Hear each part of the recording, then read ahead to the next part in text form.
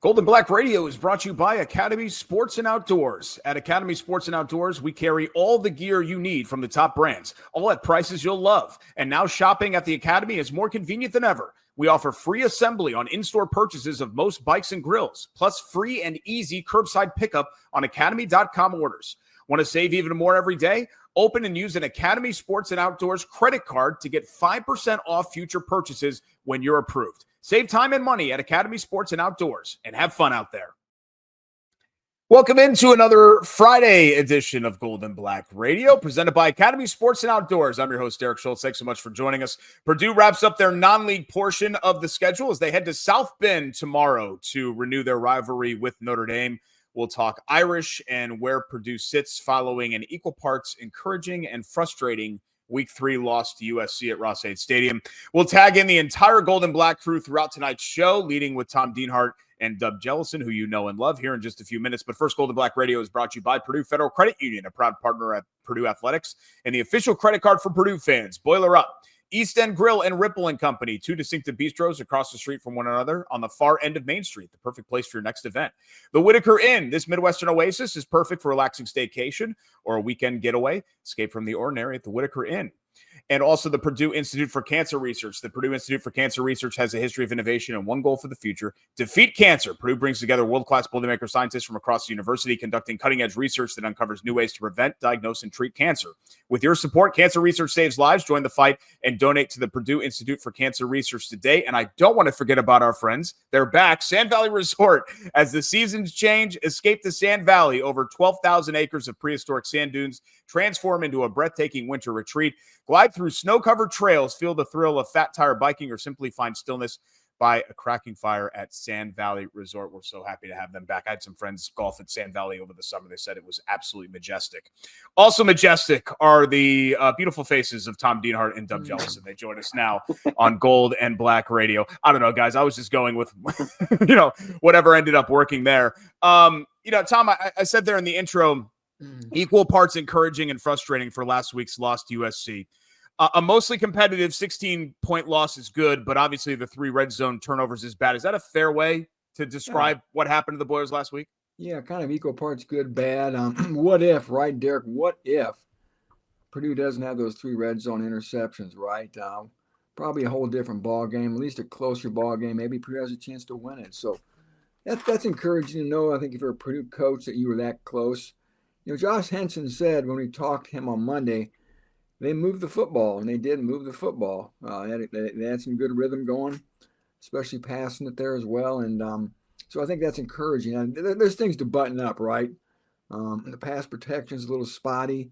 There were some issues running the football, I think. Some of the grades up front weren't that tremendous. And defensively, I think they need a better pass rush. They need more from the defensive ends, and they got some things to clean up in the back end. But you can always find nits to pick. I think by and large, if I'm a coach of Purdue, I got to feel pretty good where I'm at through 3 games here. Yeah, let's stay on the optimism train, Dub. What have you seen from the Boilers in the first 3 weeks that encourages you the most? Either an area, a unit, something that just sort of jumps out to you during this 2-1 start? I think the passing attack.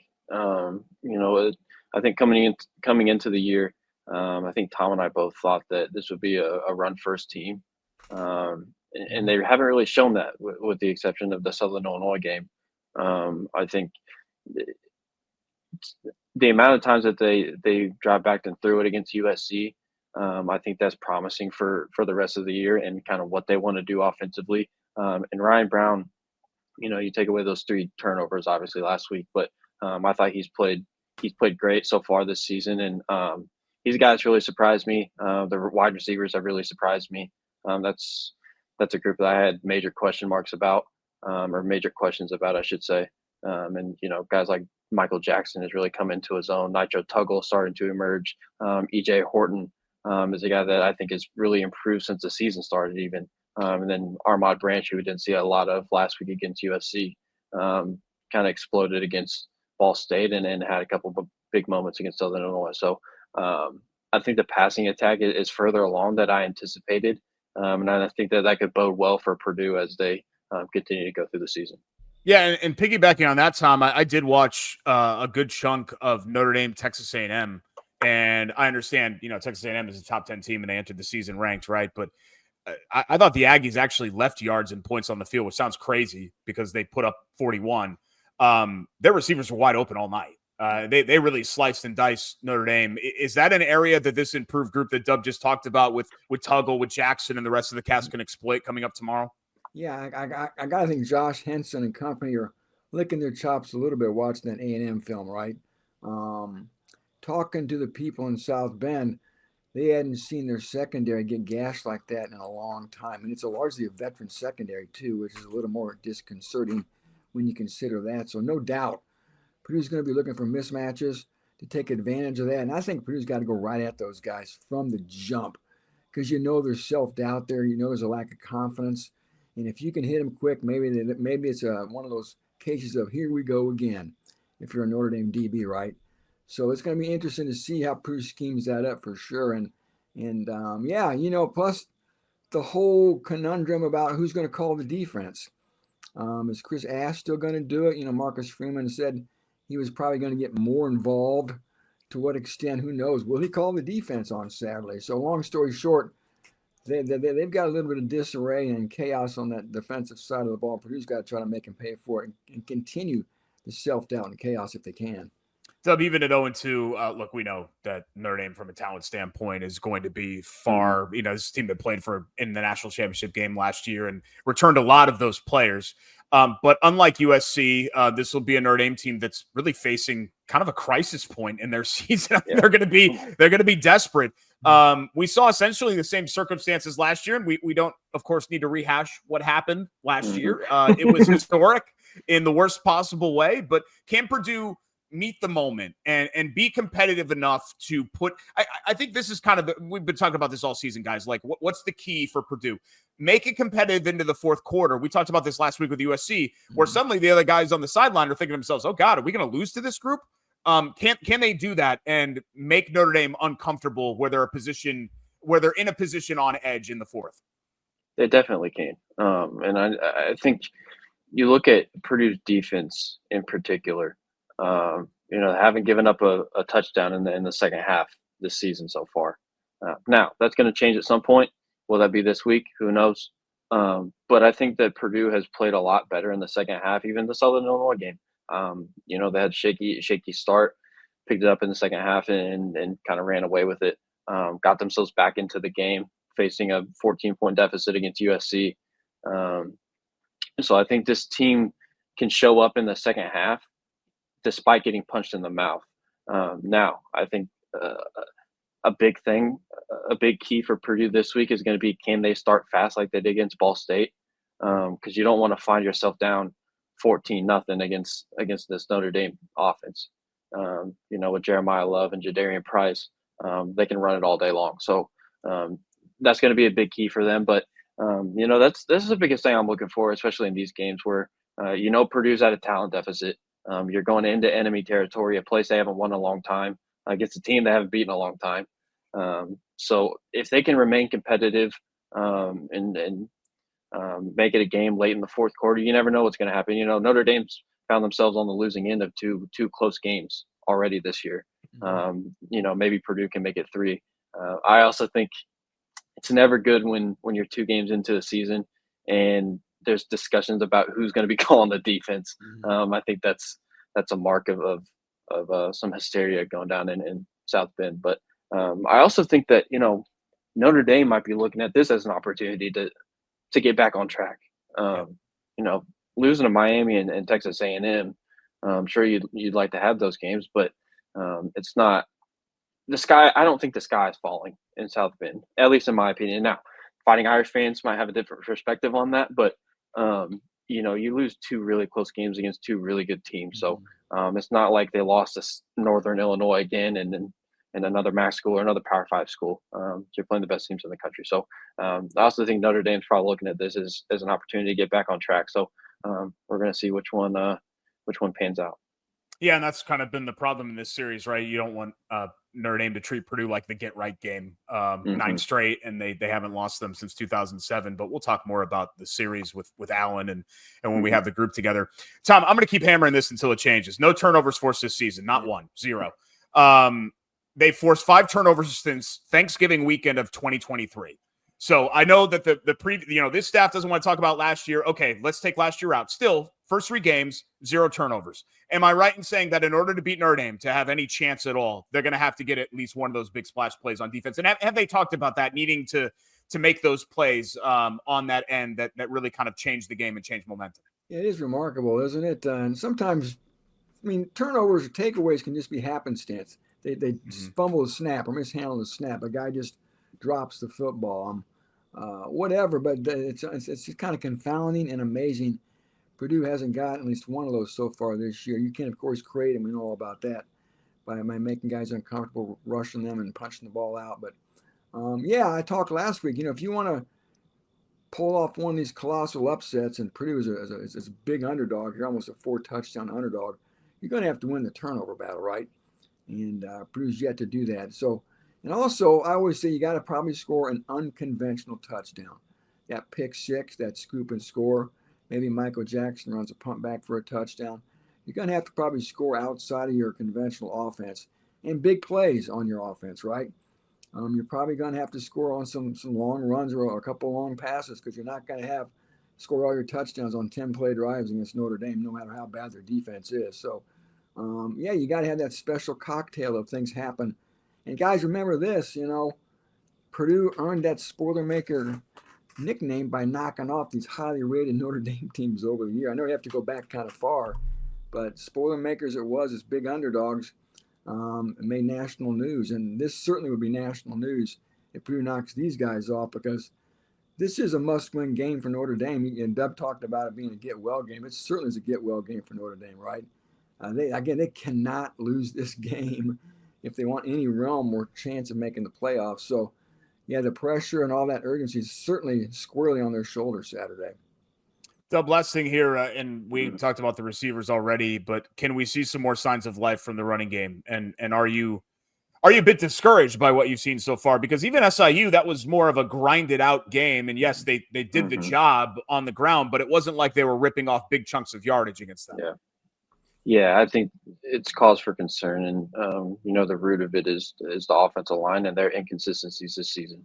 The first couple of weeks, I think we all kind of expected the offensive line to just go out and dominate, because that's what Big Ten teams should do against a school from the MAC and a school from the FCS ranks, and they just didn't do it. I think they played a little bit better against Southern Illinois, but they took a pretty significant step back, in my opinion, against USC. I think Ryan Brown was running for his life back there at times, and they got to him 5 times and really wrecked some havoc. So I think the offensive line needs to get some push against this Notre Dame front, which I don't know if it's as good as we've seen in recent years, but it's still Notre Dame. You still got to give them the benefit of the doubt, especially with the big guys on both sides of the line of scrimmage. So getting that, getting Devin Mockabee going, getting some big alleys for him to get those 10, 15, 20-yard runs that we really haven't seen this year out of him will be big, and then it can open things up for Ryan Brown. But, I think the running game is far below my expectations, and they're going to have to figure out what to do with the offensive line to right that ship. Follow along Tom and Dub all season long for the absolute best Purdue football and recruiting coverage on the internet at Tom Dienhart1 and at Dub Jellison on X and right here at goldenblack.com. Guys, we'll bring you back for the roundtable. Thanks so much. Thanks, Eric. It's our friends Dub Jellison and Tom Dienhart at goldenblack.com, and I truly mean that. Their coverage is second to none on Boilermaker football. This portion of Golden Black Radio brought to you by East End Grill and Ripple & Company, 2 distinctive bistros across the street from one another on the far end of Main Street, the perfect place for next event. And the Whitaker Inn for unparalleled comfort and cuisine. Visit the Whitaker Inn. Our buddy Tom Dienhart had the chance to sit down with Tony Simeone, the voice of Notre Dame football, who joined Tom earlier this week for a conversation about Saturday's game, breaking down the Boilers and the Irish. And here's that conversation.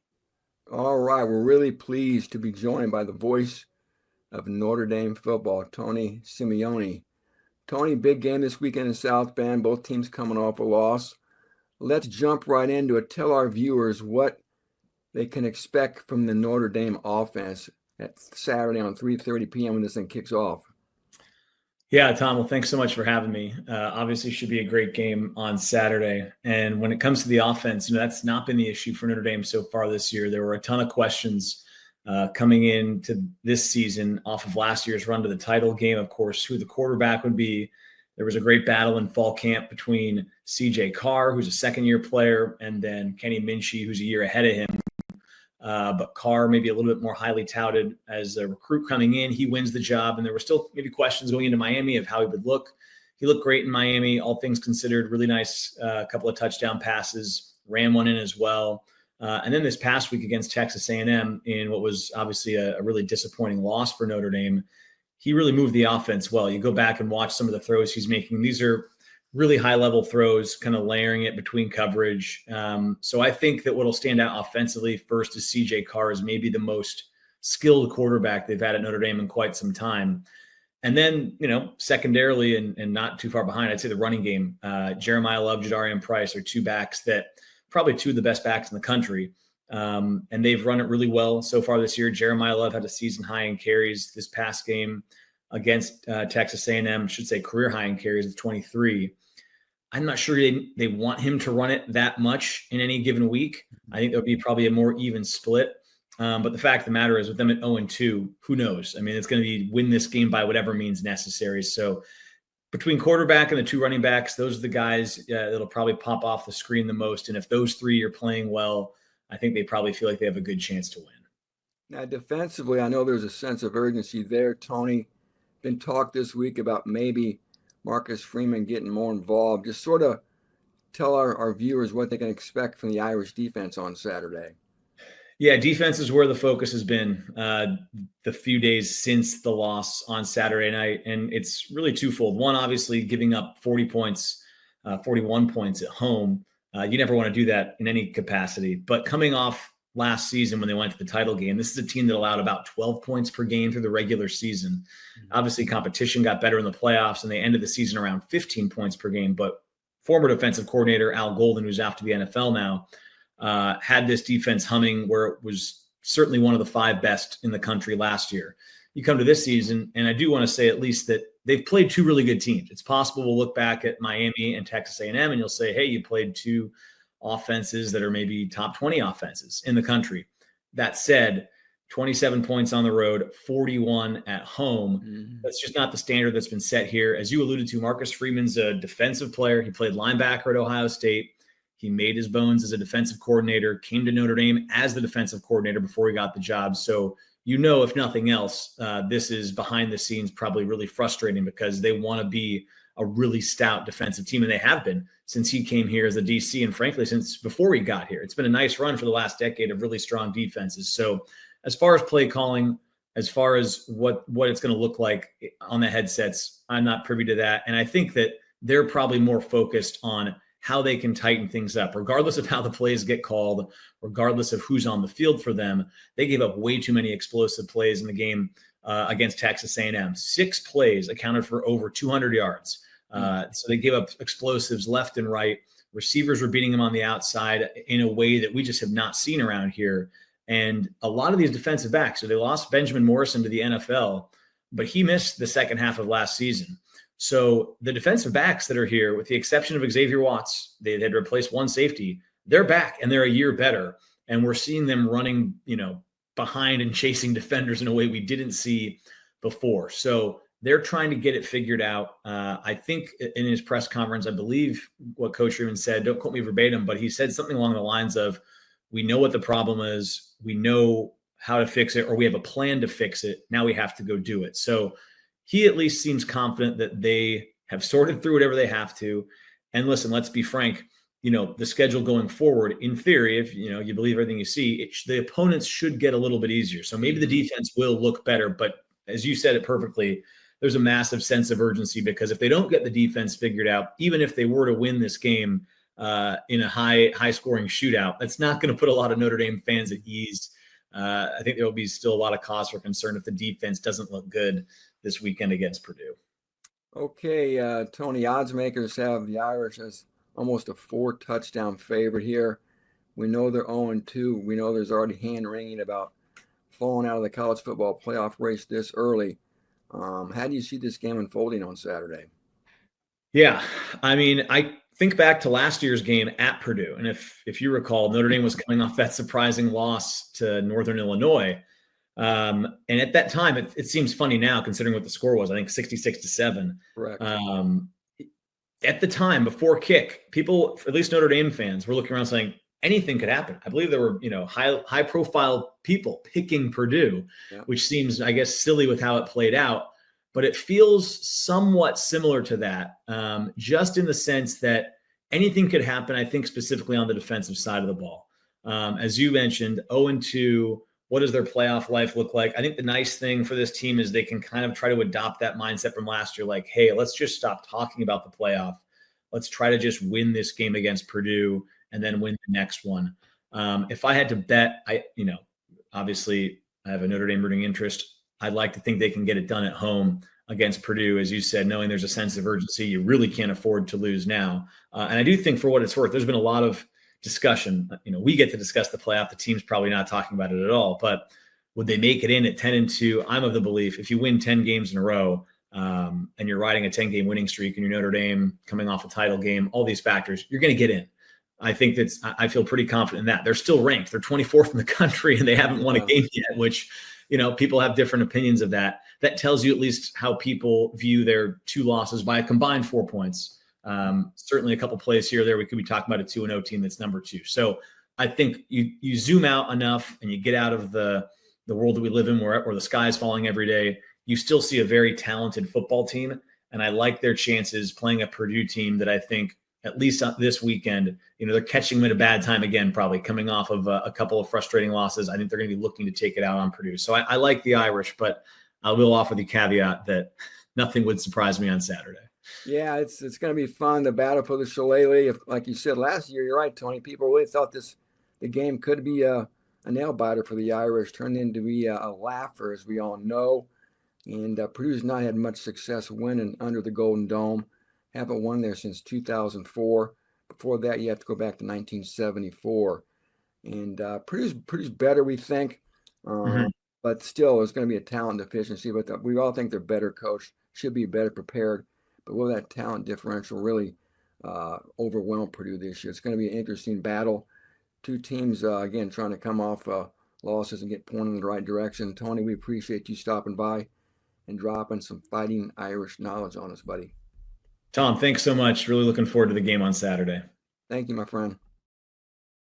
Should be a good one as Notre Dame and Purdue renew their rivalry coming up at Notre Dame Stadium tomorrow. And thank you to Tony Simeone for joining us and hanging with Tom, which is easy to do because Tom's an easy guy to talk to. Going to be another hot one this Saturday. So if you're making the pilgrimage to South Bend, Chad Evans has everything you need to know with your weekly game day forecast. Hi, everybody. Meteorologist Chad Evans with a look at your Purdue-Notre Dame matchup in South Bend. Come Saturday, a few spotty showers and thunderstorms are possible, about 25 to 30% coverage, otherwise partly cloudy, and warm and humid with a high temperature of 85 with winds out of the south-southwest around 10 miles per hour. Boiler up. Of course, check out Chad's weather blog on Substack, where he does an outstanding job with the local forecast, and we appreciate him contributing to Golden Black Radio each and every Friday. This portion of GBR brought to you by Purdue Federal Credit Union, a proud partner of Purdue Athletics and the official credit card for Purdue fans. Boiler up. And our friends at Sand Valley Resort with cozy accommodations and farm-to-table dining. Sand Valley is where adventure and connection come together. Book your winter escape today at sandvalley.com. Joining us now for an historical perspective is a guy that's really not that old, even though we bust his chops about it. It's our friend Alan Karpick, the publisher of goldenblack.com. I've been talking with a friend. I think I speak for probably most people that are listening right now. Like, everybody's got like Notre Dame people in their life, right? And you talk about the rivalry. And, when I was in college, it was when the rivalry was really like a thing where there was a stretch there where Purdue and Notre Dame were super competitive games from 1997 through about 2004 or so. Right. You can even stretch that out to like 07, 08, like really the entire Joe Tiller era. For the most part, those were good games and they were competitive games. The future of this series very much up in the air. And I understand that some Purdue fans, Alan, are probably looking at this Saturday saying, hey, can't we play Indiana State at home? You know what I mean? And I understand where they're coming from. Like in this day and age, is there a benefit to still playing Notre Dame? But that said, is this series still meaningful to you? Because I know it's still meaningful to people. Well, I think in the long-term history of Purdue it is because, like you mentioned, not only 1997 to 2004, there were some classic games and classic disappointments for Purdue. Drew Brees had two of his biggest disappointments as Purdue's quarterback in the 98 and 2000 games in South Bend. Both games Purdue had in hand or certainly had a great chance to win and did not.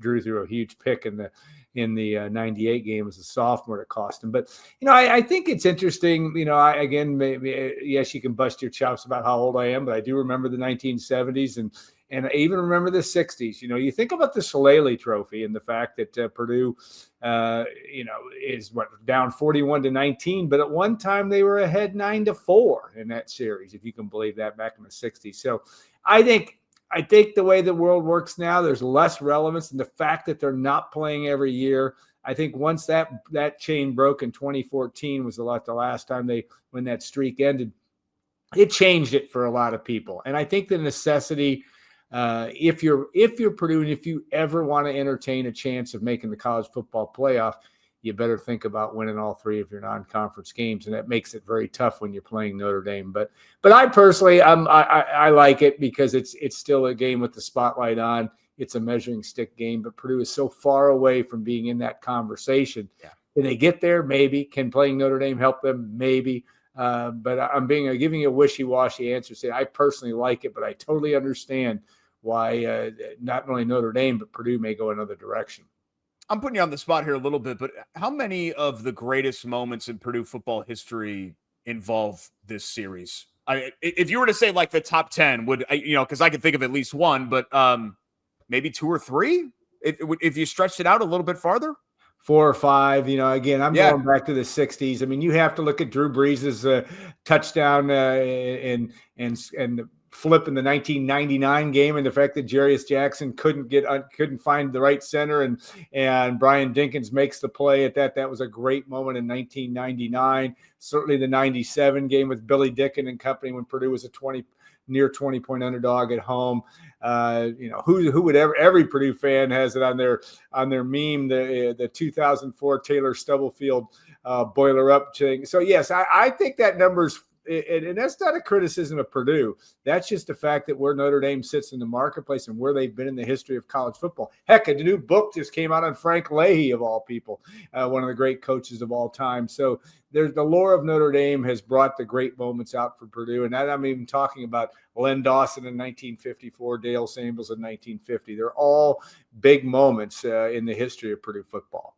Heck, that Hoosier Dome win, right? I mean, sure. Maybe I'm biased because I live in Indy, but I know folks here remember that one. 1984, and Purdue a big underdog in that game, and Jim Everett does it. Yes. I think that number's at least half. I really do, Derek. I mean, yes, you get 2018 Rondale Moore. We can go to some of those games, but I think that number is at least half. Is it, and this is going to sound weird to say because obviously Purdue has not had luck, let's say, like against Wisconsin on any field. No.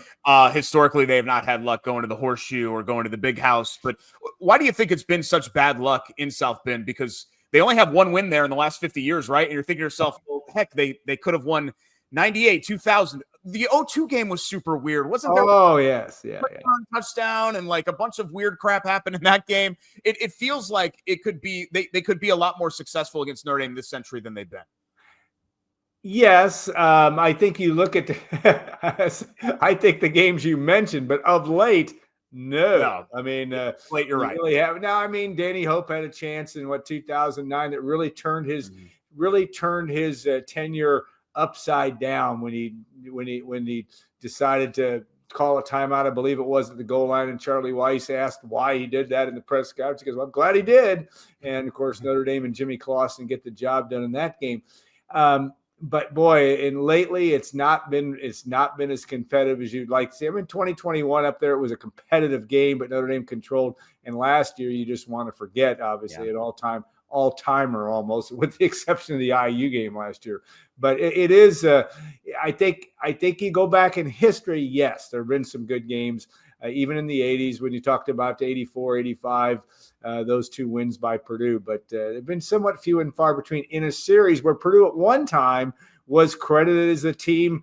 Purdue and Michigan State were the team that had beaten Notre Dame more than anybody else. Now USC has come up and passed these teams, but Purdue is really the Notre Dame killer back in those days. It's not been the case, as you mentioned, over the last 50 years.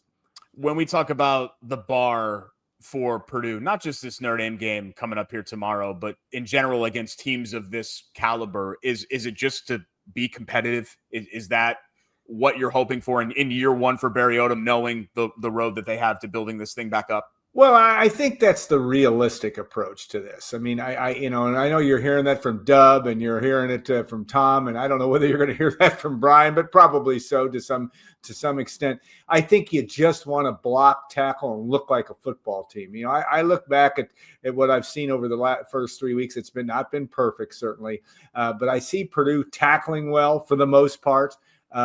We've talked about the lack of penalties.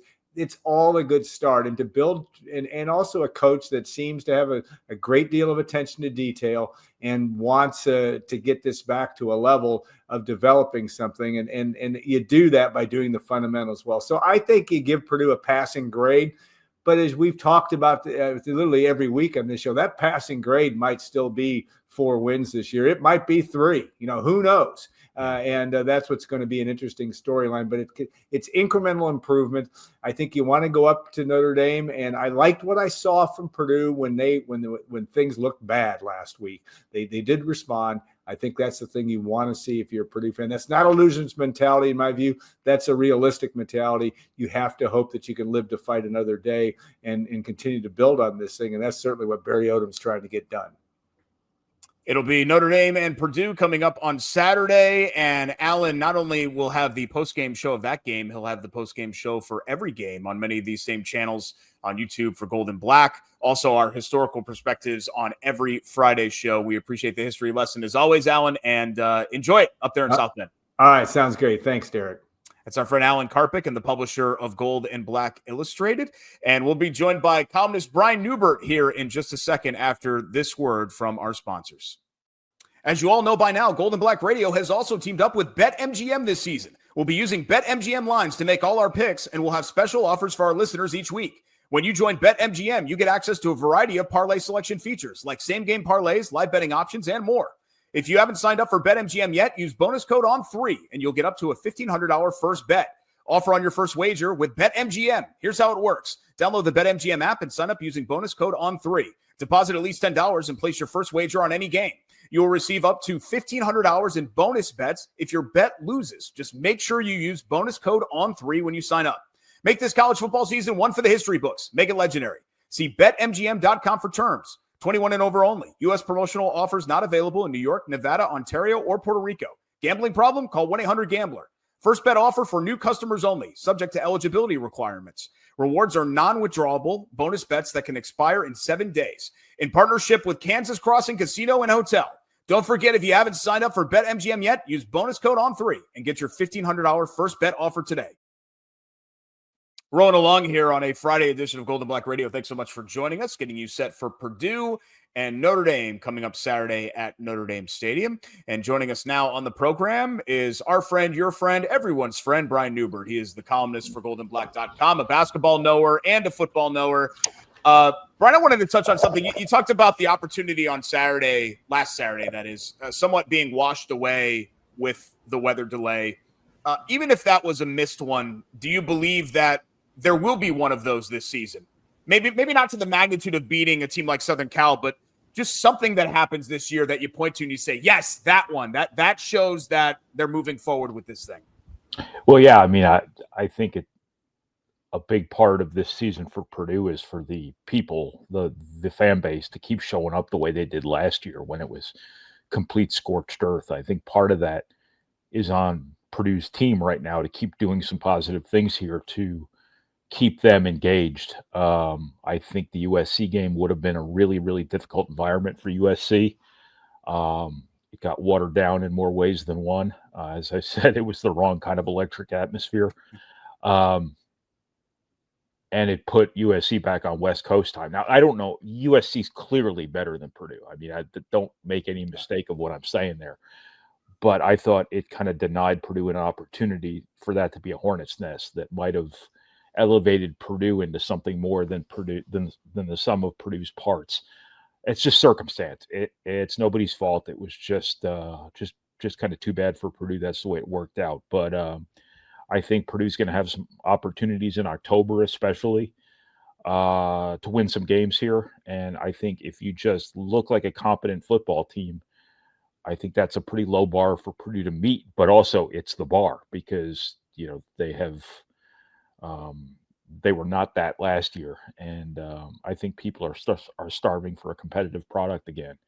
And I think what you've seen from Purdue through 3 games has been pretty decent. I know USC had them at arm's length the whole game, but I thought they did a decent job hanging in there. Didn't beat them well. They did beat themselves with the turnovers, but I think they looked competitive. They looked like they belonged on the field, and I think that as long as they keep doing that, I think people are going to keep showing up. And it's one of these home games, whether it's IU or something in October or whatever. If Purdue just keeps people engaged and keeps giving people reason to believe, not to sound like a bad sports cliche spewer, then there might be that game where that home field advantage makes a big difference. If they gave you control of all things, and that's a dangerous proposition, right? That's actually a dangerous mental picture. But let's say you had the things that you have control over include the Purdue football schedule. Would you play this game, or would you let the Notre Dame series die out? Thanks for the memories. Walk on past. Yeah, I kind of go back and forth on that. And where I've landed right now, if you'd asked me 3 months ago, I would have said, to hell with it. Purdue doesn't need this. Purdue needs wins. But the more I kind of think about it, the more it kind of resonates with me how much this rivalry has meant to Purdue over 100 years. And I do think your history still matters, even though your team resets every single year nowadays. I do think history matters. I do think that planning into the future like you're not going to be good enough is not a great approach to be taking to, the management of your football program. And I think the national spotlight for Purdue still matters and will never not matter, because it is important to be in the national conversation. And Notre Dame, no matter how mediocre they might have been over the span of many years, obviously they're very good now, but no matter how up and down they've been, the Palace intrigue alone puts them in the national conversation. And when you play Notre Dame regularly, you're national conversation adjacent at least. And I think that is something Purdue will never not benefit from in some small way. You don't want to get embarrassed like you did last year, obviously, but you want to get to a point where you can be competitive in games like this and really, really make people take notice of you. So I would probably, if I had control over all things, I would do it like it is now, where it's a few games for 6 years and then a few years away, and another few games over a 6-year span, and just kind of alternate on and off. Purdue might not have a say in the matter. It's up to Notre Dame. Notre Dame is the big dog in this particular conversation. So Purdue can ask Notre Dame to play. That doesn't mean Notre Dame needs Purdue. For the longest time, I felt like Purdue needed Notre Dame or Notre Dame needed Purdue. But at some point, Notre Dame's going to just need games. So maybe they'll be interested in kind of keeping this going.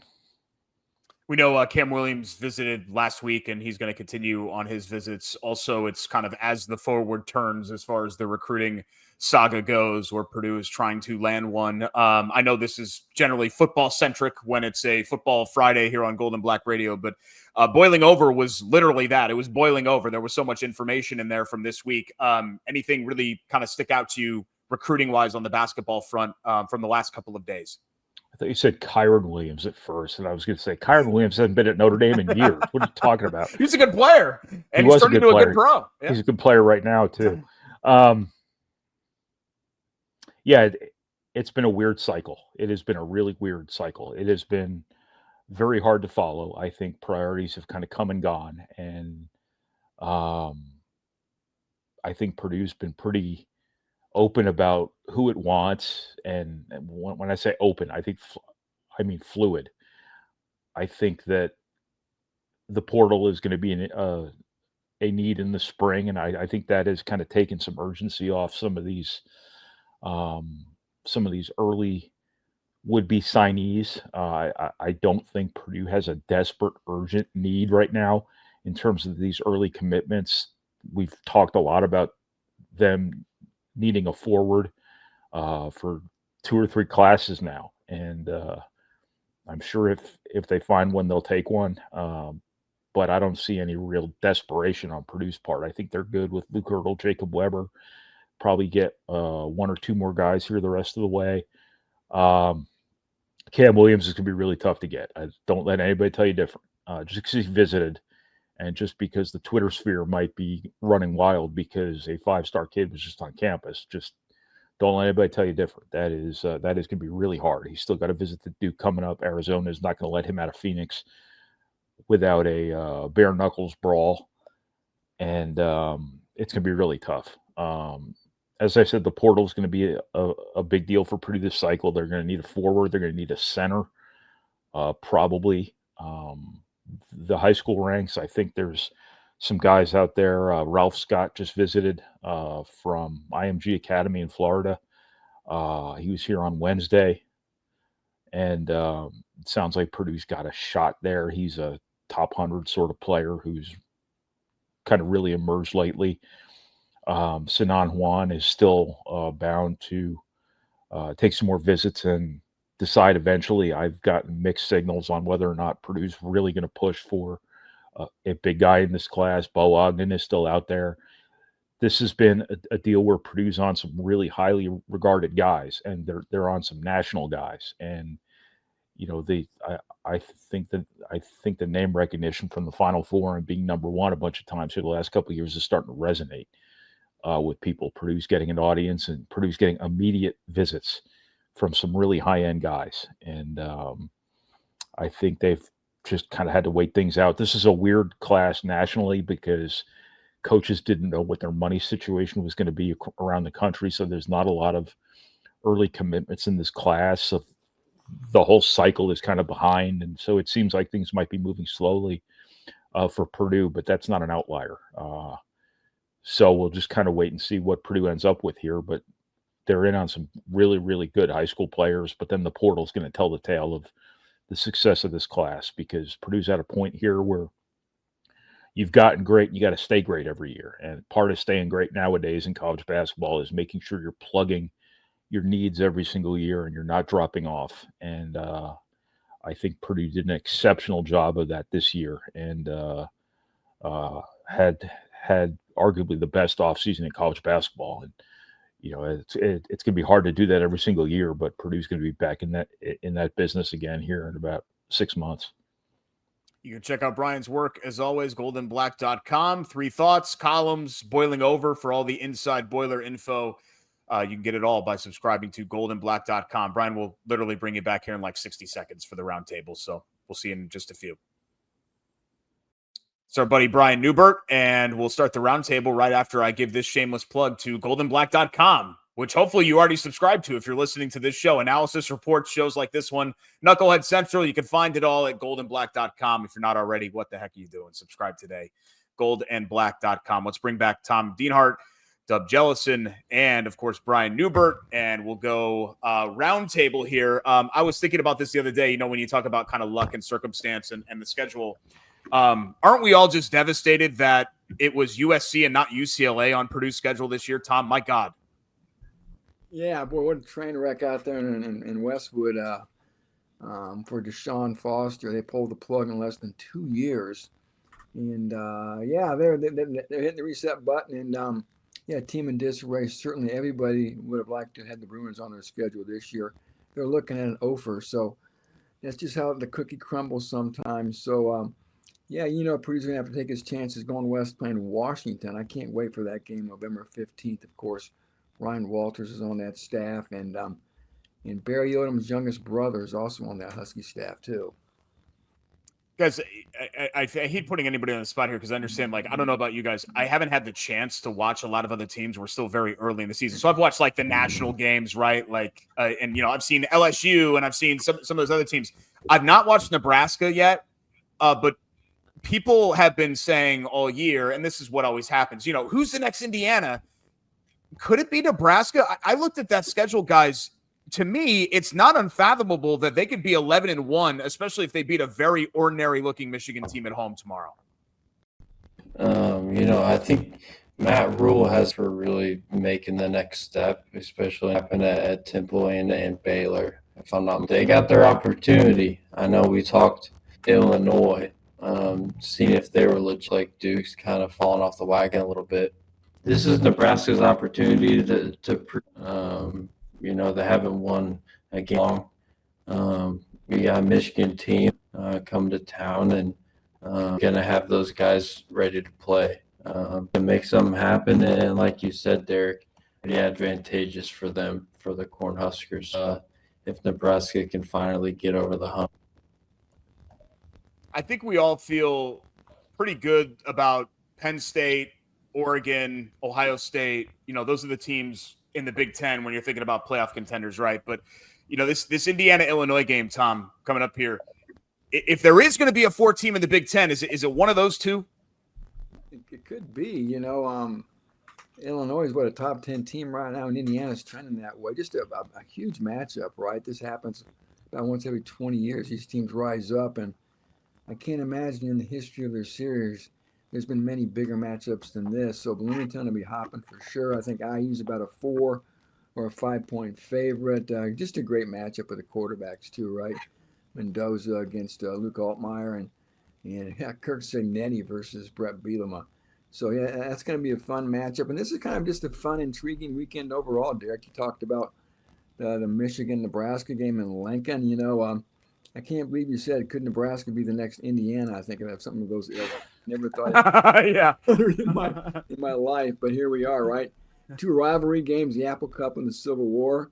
And heck, Michigan State's at USC. Let's see how good USC is too. So yeah, it's kind of a fun weekend, and we're finally dipping our toe in that conference action. It's going to be a lot of fun.